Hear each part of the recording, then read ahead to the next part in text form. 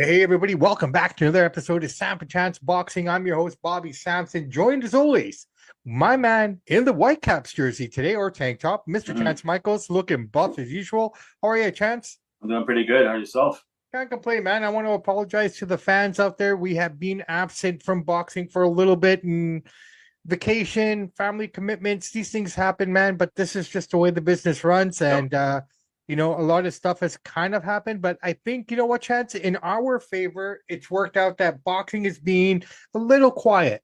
Yeah, I'd say so. It's worked in our favor, but a lot has happened here, man. A lot that we can talk about.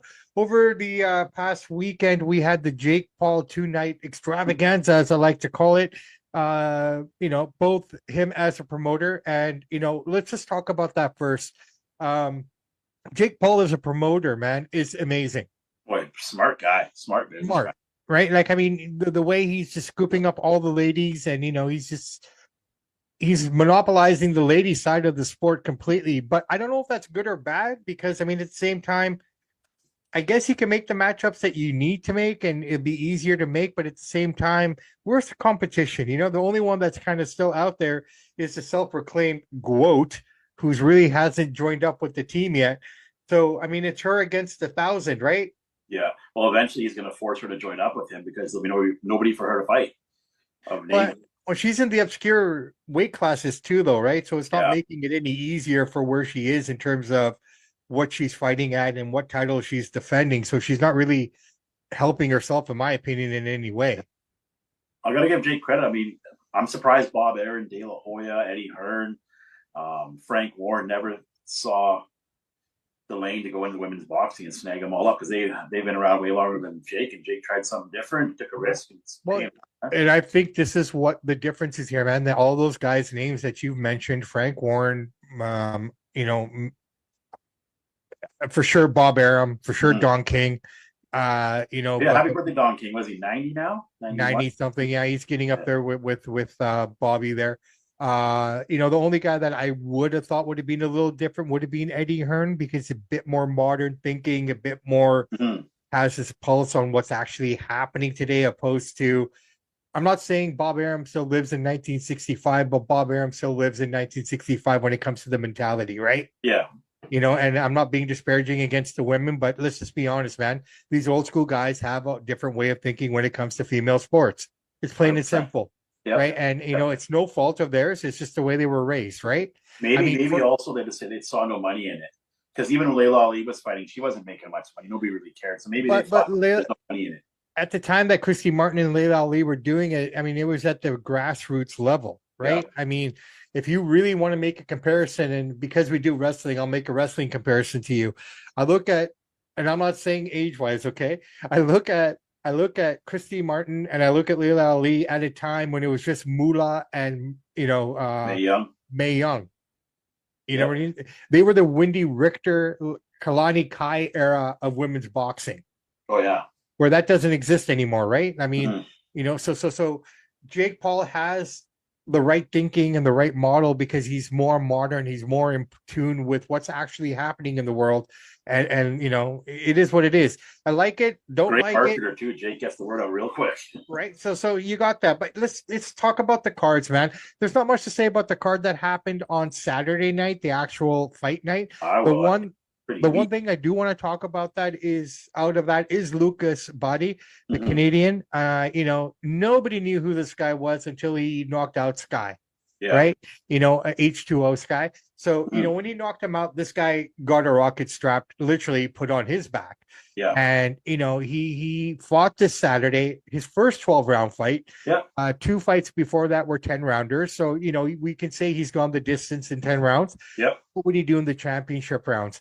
I'll tell you what, man, nothing but respect to Lucas Body, but this is good. You have to move up in competition. You have to step up. And did it look pretty? I don't think so. No. He got the job done. I think he was gassed by the 10th round, It in was my personal opinion. he got a He game was opponent too. He wasn't backing down. It was a good match. It was a good chess match. But body won the fight fair and square. But it well, wasn't a walk in the park for him. he was going up against a former world champion as well. Mm-hmm. Let's just be honest about that, right? So the level of competition from here up to here now.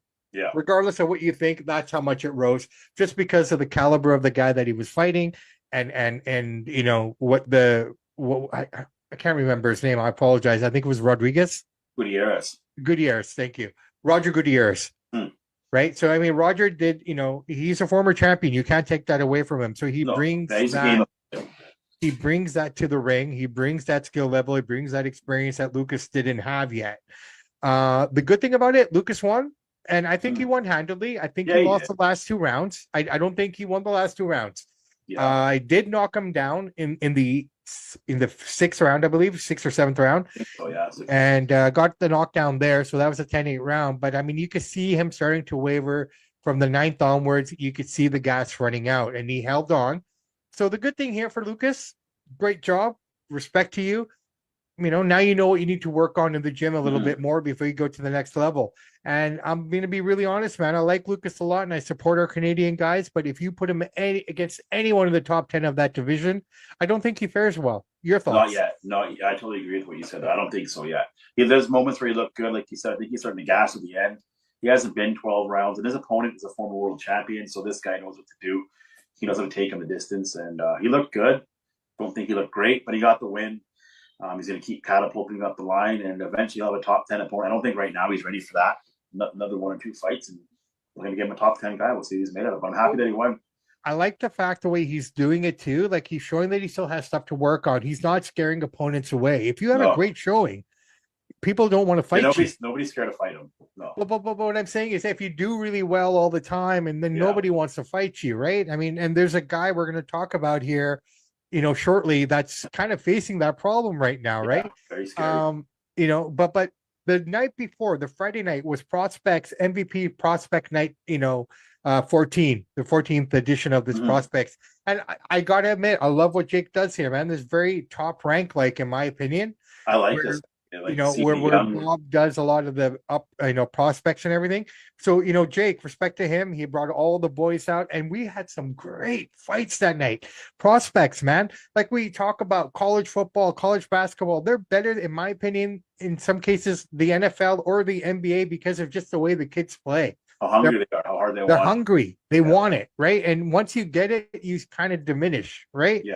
So I love that. They're trying to earn that big payday. I love that about college ball. I love that about college football. I can't say that about college hockey, because at every level they play hard. Oh yeah, right. I think hockey's that one sport where it doesn't matter what level you're playing at. You're always playing like you're one step away from the NHL. Exactly. Right. I know. I like what Jake's doing with the prospects. Cards gets some notoriety. Some of these guys that most people have never heard of, and women. Same idea that Bob Arum does. His prospects a little more well known, and the female side of it. The prospects card is way more entertaining than. That's great. 7 out of what was it? 7 out of 9 knockouts, and you talk about getting your name out there and getting recognized. Yeah. Well, there was this one dude from Brazil who had pink hair. Yep. Okay. And his name was Pedro da Silva Conceição. Yep. Knockout of the year, man. Right. If you haven't seen it, you got to go back and check it out. Check out our YouTube channel. We got a little short up there on that as well, so you guys can see it from there if you haven't seen it. The fight was great, but this dude just came out of nowhere and knocked that Cuban's head off, which is rare because Cubans have a head of stone. Thanks for saying that. So the Cubans are so well trained. They have such a good boxing tradition.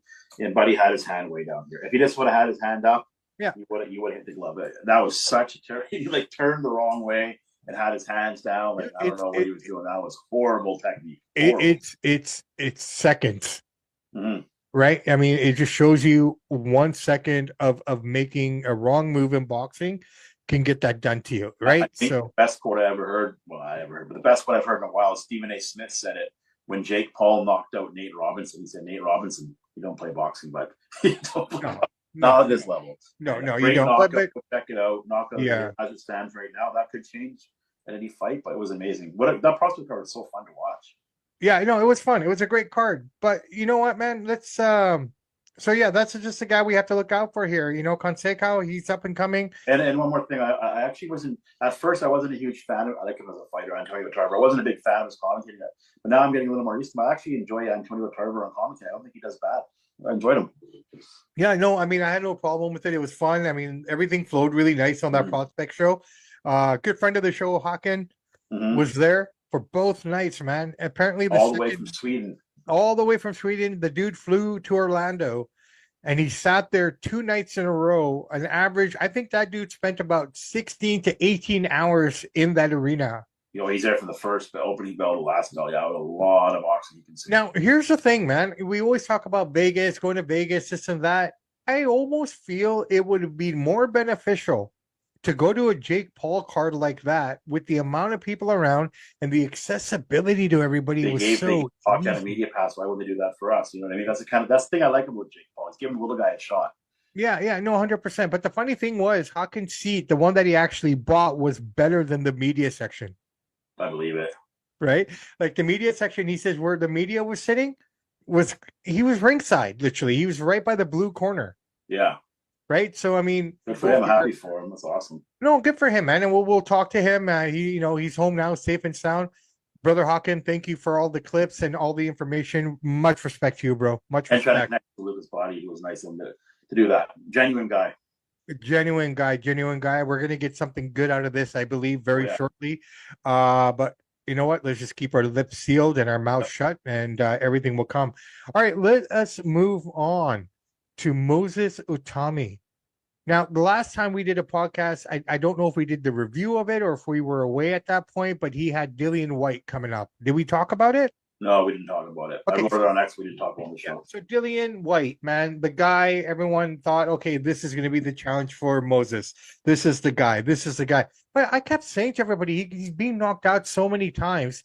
And his chin's gone, absolutely gone. Well, that's it. So you're putting him in the ring with a guy who's got that immense power. He doesn't have the pedigree of a Josh Wright yet. He doesn't have the pedigree of a Tyson Fury yet, or I'll go as far as to say he doesn't have the pedigree of a Dubois yet. No, or a Joseph Parker, but he has more power in that fist than maybe all four of them combined. He's like the new Deontay Wilder. Nobody wants to fight this guy. And what makes him scary is how calm and respectfully. He's like Mike Tyson, but nice. Yeah, he's a nice Mike Tyson. He's like a nice Mike Tyson.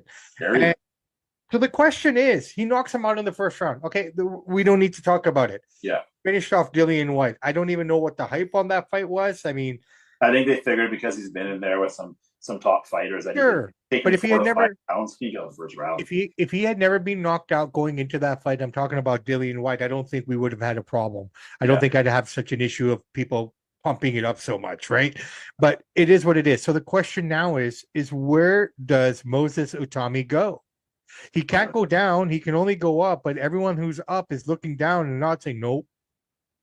Nobody wants to fight him. He looks so scary, right? I mean, I got two names that I like to throw at you and let me know what you think. Okay. The first name I'm going to throw out to you is a guy that was on that card as well. And he won, but he didn't look great doing it, in my opinion, is Hrgović. It's a big good fight. That round 8 was one of the best rounds of the year. No, round 8 was great. I get it. But here's the thing. Here's a guy who actually has a chin. Like the shots that he was taking in that fight were just insane. Okay. I think Hrgović would be a great test because I think it's going to take more than just one punch for Moses to knock him out. But then again, never say never. We don't know. Now, the second guy that I like to see potentially do this against him is one former unified world champion. I know you're going with this, Andrew Ruiz. I like that one. I think because Andrew Ruiz has a little bit more name notoriety than Filip Hrgović does. I would like to see Ruiz. Ruiz can shock the world. We all thought Josh would beat the crap out of this guy and knocked him out. I'm not saying he would do that to Moses Itauma, but Ruiz can give him a run for his money, at least for a few rounds. He's back. He's training. His hands healed. He's looking slim for what you want to call slim. I guess when you're over 400 pounds, 270 is slim. Yeah. It is what it is, right? So I mean, he's looking much better. He's hitting that bag. I think the Ruiz Itauma fight might be the one to make, man, or the Hrgović fights. It all comes down to that. But would Andy Ruiz want to take that risk on a comeback trail like that? This is why I think the Hrgović fight might be easier to make. Yeah, I think Ruiz needs a tune-up fight first. You don't want to step in there with that. That's what I mean. Knock you out, right?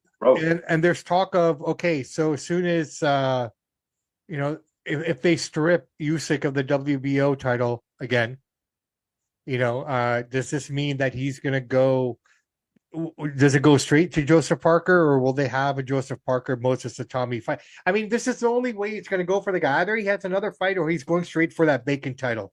He's such a big name. He's gonna be a big pay-per-view star here. Well, I mean, if he keeps it up, right? But then again, we don't see much of him. Most of his fights haven't lasted more than 2 to 3 rounds, if that, right?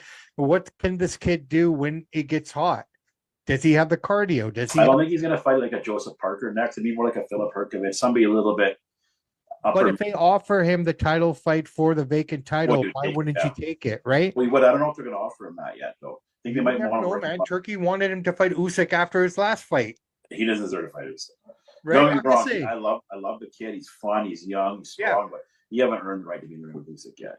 And my favorite part of him, because I think this is a perfect segue to where we're going next. He has so much respect. Very humble. Very humble. Very, very caring. Very understanding, but a vicious warrior in the ring. He turns it on in the ring and then turns it off out of the ring. Right? Now, that being said, who do you think he should fight? Oh, there's so many guys, man. Out of the two that we said, I'd say Hrgović. You think Hrgović? Yeah. I think Hrgović makes the most sense, but I think the fun fight would be him and Ruiz. I don't know if Ruiz wants that fight. This is his first fight back in a while. I don't know if he wants to play. You know what? Money talks, brother, man. And again, another segue into where we're going next here, man. So since we've been gone, it has been announced that Jake Paul versus Tank Davis, the retired Tank Davis, the Tank Davis who said, I'm done with boxing. I don't want to think about it anymore. It's over for me. Okay, great. Everything we both out of the show, he'll be right back right away. And he was. Well, here, man. He leaves boxing and then he ends up with this domestic situation where, once again, and I condone this to the fullest, I condone hitting women generally. Okay, I condone any violence against women if you're a man. Yes. And girl on girl scraps, great. I'll stand back and watch. Mm-hmm. You know, but when a guy gets involved and starts smacking around a lady, I don't care who you are, what she did, or what you are, especially if you're a warrior. When I say warrior, I'm talking about a combat athlete. Yeah. You don't do that, bro. You just don't do it. You made me come out like a Vince Russo here, bro. Mm-hmm. You know, the funny part about a guy like this is the second time he's done this to a woman, right? The guy's a piece of crap. Tank Davis is a piece of crap. There's no other way to say it. He's garbage. Like you just said, any guy that hits on a woman, especially a trained fighter, his hands are weapons, and you're punching a girl, throwing her, kicking her, whatever you did, a piece of garbage, dude. You're a great fighter. I'm not denying your ring skill. Out of the ring, you're a piece of trash. And it's just the reality of it. And not many guys will say it that bluntly, but that's what he is. No, he's garbage. He's garbage. Anybody who look. Let's just generalize it like this. Any man, of any profession, of any ilk. You know, I think the only time that I don't condone it at any level, but the only time I'd probably look at it and say, okay, we have to figure that out. Mm-hmm. It's if you're mentally unstable. Yeah, that's different. He's not. He's able to fight and train. Right. Like, I mean, considering the field of work that we do outside. Yeah, the guys that we work with, okay. They hit a woman, they don't understand the difference. But these guys do. Yeah. But I still don't condone that, though. Yeah. Right? But that's probably the only way you could, in my eyes, make me think, okay. You can justify it, because he's not... Yeah. All right. So we got Jake Paul versus Tank here. This is happening in November. So what is Jake Paul? 6-7 inches taller than him and about 70 pounds heavier? 6'1", 220 walk around weight against the 5'4", 5'5". 100. They give him 5. They call him 5'5". Okay. Well, when he's wearing his shoes, then maybe. Yeah. But I'm going to say he's 5'4". Yeah. Walking around at a very heavy 130. Mm-hmm. What this? Okay. Look. As a boxing person, I think this is just stupid. Okay, it's the equivalent of Brock Lesnar fighting Conor McGregor. In essence, in MMA, yes. Okay, there's weight classes for a reason. I don't care if this is exhibition or not. This is just stupid. Okay, we've come really far with the sport of boxing in terms to make it credible again, to make it great again. I take that from your man, Mr. Trump. You know, let's make boxing great again, and we've done that. It has been accomplished. Is it still full of problems? Yes. Are promoters still promoters? Yes. But the reality of it is, in the last 5 years, from 2021, 22, since that first Tyson Fury, Deontay Wilder fight, boxing has been at a place where it hasn't been in a long time. Mm-hmm. Okay. And it's been great. We're getting the fights that we want to see. We're seeing more unification fights. We're seeing more undisputed title fights, right? who cares where the money is excellency. Right. Who cares where the money's coming from? Who cares how it's happening? We're getting the fights that we want, and this is what we're supposed to be getting. This is dumb, man. This makes no sense on any level. I don't care if it's exhibition. I'm being really negative, but dude, I'll be honest. I'll be there watching. Of course, I'll be there watching. I think what it is that Jake it's a big money fight. It'll be a lot of. I get it. I don't know how much you're going to make. 80 million, 100 million, tons of money. Something like 2 million. 200 million. Yeah, it's going to be free on Netflix, which is great for us. I'm sure they're going to stack the undercard. And what's going to be fun about this fight is not even the fight itself. It's going to be the press conferences, the smack talking here. Jake's going to call him a woman beater. Tank's going to call him a fake fighter. We're going to be going at it. That's going to be a lot of fun. The Paul camp, the Tank Davis camp. We're going to see a lot of fun. See a lot. Now, you said me of the Mayweather McGregor press conference. They were some of the best press conferences, insulting each other. It's going to be a lot of hype. What happened in the fight? I mean, Jake, yes, Tank is a better boxer than Jake, but Jake is just too big and too strong. So I don't think he has enough power. Like we said, I mean, I don't have the numbers in front of me, but we'll break it down more details when we get close to it. But if you just off the top of my dome, this dude is 6'1" to 5'4". He's probably got like a 75 to 80, inch reach compared to his 50 to 70, maybe tops, right? Yeah, reach. I can't remember what the reach was, but it's a big advantage. Right, it's a huge Tank's advantage. Going to run around and dance around and hope Jake doesn't catch him in the corner, right? Well, look, if he dances around, he's got the speed on his side. He's got the boxing skill on his side. Mm-hmm. What Jake doesn't have. Yeah. Yes, Jake has boxing skill, but not his tank skill, no. Right now, Jake, 2-minute rounds, 2-minute rounds, 2-minute rounds. Again, 2 10-minute rounds. What the hell? Like, I get it's an exhibition, but honestly, it's just.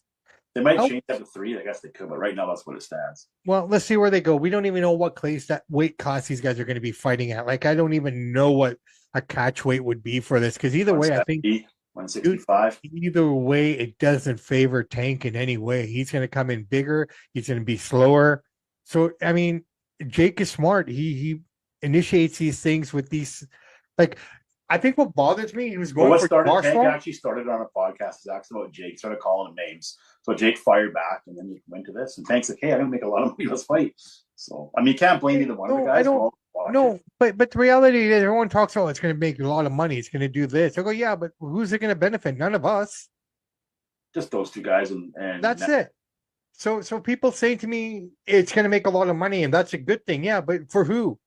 If some of that pie was coming to you and me, then sure, I'd be. Well, the one good thing is they're going to if they stack the undercard good, it'll give a lot of notoriety to the fighters that we never would have heard of if it wasn't. Hey, and let's hope they do. One good thing about this, and let's hope they do a good undercard, because I'll be more interested in the undercard. Hopefully, like you look at Jake Paul's last fight against Tyson, I was more interested. Yes, I was interested in the aura of Mike Tyson coming back, but I was more interested in the Serrano Taylor fight. Mm-hmm. I was more interested in the Abel Ramos fight. Yeah. You know what I mean? Those fights were more endearing to me. The rest of it was a spectacle. So I guess, you know what? We got a pre-Christmas spectacle coming up here. Yep. It is what it is, bro. Let's see. I don't think it'll do as big numbers. It's going to be huge numbers. I don't think it'll do as big as numbers as Tyson Paul, because Tyson's just so popular. But Jake said it himself. He hit the ceiling with Mike Tyson. Anything he does after this will never be as big. Well, that's the biggest boxing fight of all time ever watched, so nobody will top that. Well, that's what I'm saying, right? Yeah. I mean, maybe Joshua and Fury might come close to some level. They've got to pay for that. This one's free. Yeah, but I think if they're scrapping all the pay-per-view and everything, like Turkey's saying, and everyone's already on DAZN. Oh, yeah. That's what DAZN used to be. You'd sign up, you could watch Canelo Triple G for free because you pay for it. So they're going back to that model. Great idea by Turkish. Well, that's what you want to do if you want to keep the fans there, right? Some guys were saying on the podcast you on yesterday that Jake Paul's the best promoter in boxing. I love Jake Paul. I'm a big fan of Jake Paul. I don't care what anybody says. I like the guy. However, the best promoter in boxing is Turkish. Yeah, well, I mean, because he puts in the best fights. He's putting the best fights up at what Jake Paul's doing with the prospects, what Jake Paul's doing with the ladies. Yes, I have to give him his flowers, right? Mm-hmm. He's doing a great job on that front. As a fighter, I expect more from him. I mean, you had the opportunity to go up against who's that cruiserweight? The Swedish one. Badu Jack. He said, I'll fight you. You're a cruiserweight. Let's fight. Mm-hmm. That's the fight you should have taken, Jake. I think Jake's going in the lane now. Like, Badu Jack doesn't have a very big name, only among the boxing people. That guy doesn't know who he is. So Jake is going for these Tank Davis, I Canelo's. get it, but if the you big want to fight. sell yourself as a boxer, you got to start fighting in your division, bro. I don't think he cares about selling himself as a boxer. I think he cares about making big money fights and setting records and numbers, which he has done. That's what I think. Look, I don't have to like it. You can like it. You can love it. You can hate it. But the reality is, we're still all going to tune in. Yeah, I don't mind it. I have no problem. I mean, I don't have a problem with him per Tank would have se. asked me to pick his opponent, I wouldn't have never even thought to pick Tank. I would have picked a big star, but I'm okay with it. Hey, shit, let's do Jake versus Moses.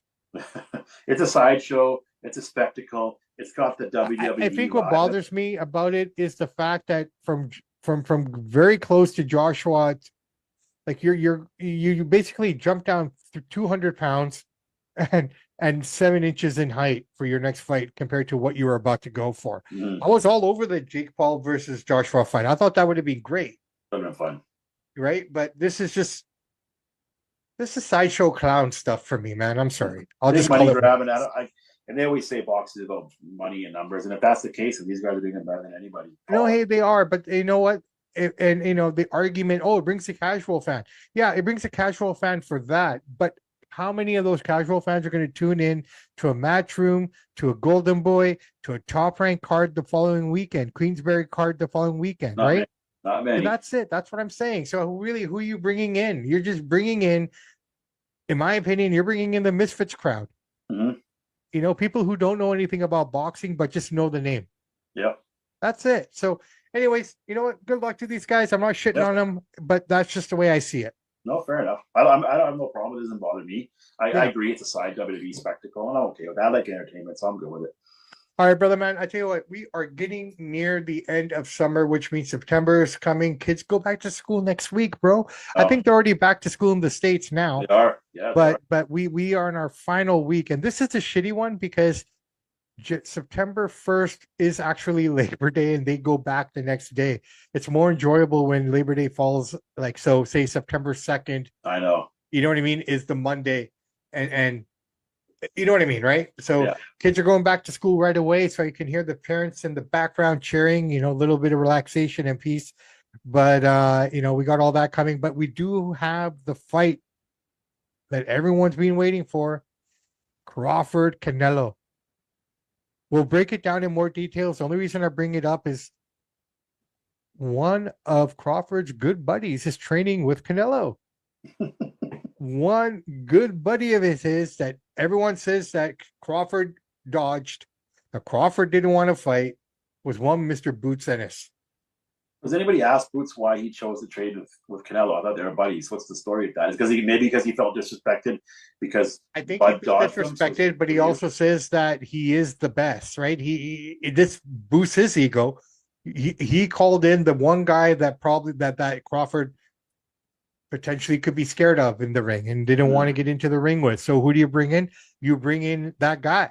Yeah. And Boots is going to feed his ego, because I'll be honest, man, his last fight, he looked great, but the 2 fights before that, he didn't look good at all. Right? Boots would have gotten his ass kicked by Crawford in the, you know, if he looked like he did his last 2 fights. We got the old Boots back in his last fight, so he looks par again to what he is. A lot of the brothers out there are complaining that, you know, Boots is going against them. When I say brothers, the black dudes. Yeah, I know. I never say, they're. What do they call it? Breaking the code or something? Yeah. I've seen it on Twitter. There's a couple of other black fellas out there that are training with Canelo. Mm-hmm. I think, oh, look, another 2 guys that are breaking the bro code or something. Yeah, a lot of those guys, they see everything through race, right? That's a lot of the reasons why Manny Pacquiao doesn't get enough respect as he should get, because of that kind of stuff. I've said that before in the show. Yeah, I think Boots feels disrespected that Crawford can give him that fight. So he said, up yours, pal. I'm going to go train with your toughest yet. And that's just what it is. So maybe that's more fuel for Crawford to show up and beat Canelo. You know what? I've never cheered for Canelo in a fight before because of all the steroids he did against Triple G. But this time, actually, I want him to beat Crawford. Crawford says some things about, you know, makes up stories about Pacquiao doing steroids, never failed a drug test. Just jealousy. Pacquiao's had a way better career. Made way more money, so I don't know if he's bitter about that. I don't know what it is, but I actually want Canelo to beat the guy. Well, I'll tell you what, man. I mean, early on, I'm going to tell you straight up, I think Canelo wins this fight. I think, again, like everybody who goes up against Canelo, the minute you get that first body shot, I know Yeah, it's hard. Everything changes. You can train as much as you possibly want, but there's Once you hit nobody that, who yeah, delivers a body shot at that weight the way like he Canelo does. does. Yeah. Right? Crawford's moving up 1, 2, 3 weight classes to take this fight. There's weight. Big risk for Crawford, man. He's taking a big gamble. I respect him Well, for no, I that. respect him for all of everything he's doing. Don't get me wrong, but I'm pointing out the obvious here. There's a reason there are weight classes, right? Yeah. Like, it's not like, people go, oh, why there's only 5 pounds between weight classes? Well, that 5 pounds makes a huge difference. I don't care who you are. Look at Charlo. He basically took that first body shot. He rode his bicycle for the rest of that fight. Oh yeah.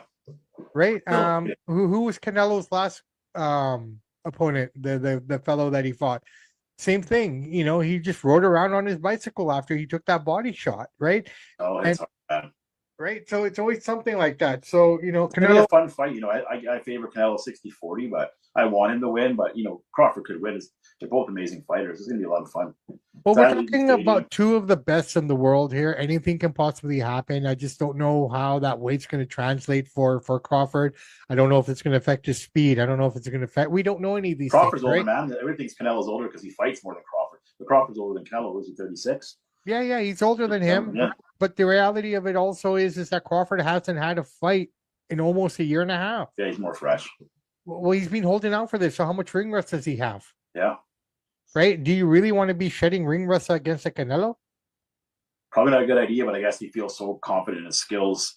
And Right. he says he has superior footwork, superior hand speed, superior boxing IQ. So we're going to find out real fast here. Canelo's lead foot, okay? We Mhm. know Canelo just moves like this. Yeah. Like he's a lead foot guy. He's not going to bounce around. No. Crawford is notoriously a slow starter. Mhm. So the way I see it, Crawford has to come up fast because if he sits there to download the information and analyze it and break it down and get ready for the third round, he might have already suffered 2, 3 body shots, and that changes the whole dynamic of the mind. Yeah, it's going to be a lot of fun. I mean, we'll see what the pay-per-view numbers do. I don't know how well it's going to sell. I think it'll do pretty good. Yeah, no, I'm looking forward to brother, man. Not going to break any records, but it's going to be a good money-generating fight.